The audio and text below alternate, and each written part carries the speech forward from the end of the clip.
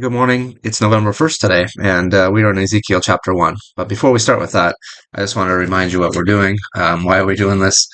So I've been going through the one-year Bible, and this one's the NIV version.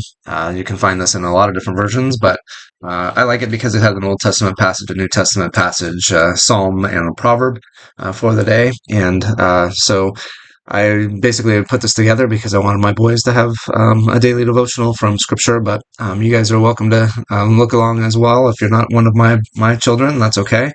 But I did want to have something recorded for their benefit. So that's what we're doing, just making a few comments on the passages of the day, picking one of the New or Old Testament passages or the Psalm or Proverb, and just making a few comments.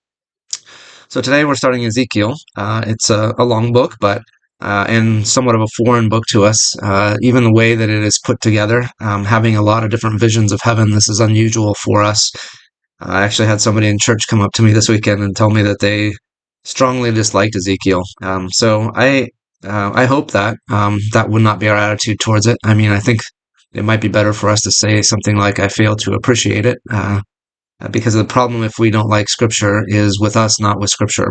So we need to come under it, under its authority, and we might say, "Okay, I don't understand it. I don't know how to process this yet." But that's part of the sanctification process. Over time, God makes it possible for us to understand more and more of Scripture. And as we conform ourselves to it, we are transformed by it. And that spiritual life that God gives to us makes it less foreign to us. In fact, it says about non-believers that they can certainly understand a portion of Scripture, but because their eyes are blinded to reality, it's very difficult for them to understand at any depth what Scripture is saying, partly because they fail to put it into practice in their lives. So we certainly want to be people who come under the authority of Scripture, who learn to appreciate it, who have patience in our own understanding of it, and then learn to love it, grow to love it over time. There's a lot of it in Scripture, that is. But Ezekiel is a bit strange to us. The descriptions that Ezekiel gives here of what he has seen are are unusual, and in fact, I think that he struggles even to use human language to describe what he's seen. So he uses a lot of words like "their faces were like this," "it was kind of like that," is what he says. "The appearance of the living creatures was like burning coals of fire or like torches. Fire moved back and forth among the creatures. It was bright, and lightning flashed out of it. The creatures sped back and forth like flashes of lightning." So it's something that's hard to understand what he actually saw, and I think he's struggling to understand it.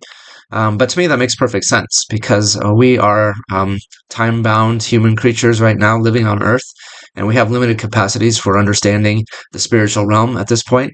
Someday we will have resurrection bodies, and we will have the ability to see and understand the kinds of things that Ezekiel is, I think, viewing as if through a lens. So it's kind of hard for him to make out what he's talking about. And there's things he's never seen before. So how do you describe something you've never seen before? So he's giving an analogy. He's talking about what things are like, but not being extremely specific about that. So I think that's interesting. I think as we read through this, we should come to the understanding that this is just a human attempt to understand spiritual realities. Right now we see darkly. Someday we will see much more clearly. And that's it for today.